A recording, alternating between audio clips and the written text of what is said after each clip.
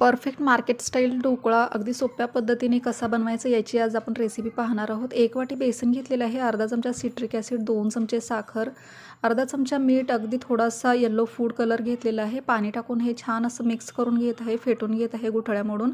त्याच चमच्याने 3 चमचे खाण्याचं तेल याच्यामध्ये टाकत आहे। आणखीन एकदा याला छान आपण फेटून घ्यायचं आहे। इथं तुम्ही जेवढं जास्त फेटाल तेवढा तुमचा ढोकळा ना जास्त फ्लफी बनतो। 10 मिनिटं रेस्ट करण्यासाठी ठेवून देऊया। त्यानंतर गरज असेल तर आणखीन थोडंसं पाणी टाकूया आपण याच्यामध्ये।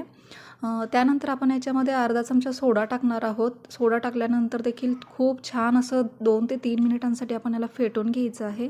ग्रीस केलेल्या भांड्यामध्ये काढून ऑलरेडी गरम उकळत असलेल्या स्टीमरमध्ये हे 25 मिनिटांसाठी स्टीम करून घ्यायचं आहे।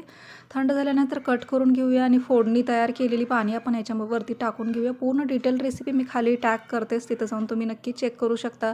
अगदी सॉफ्ट स्पॉन्जी बाहेरपेक्षा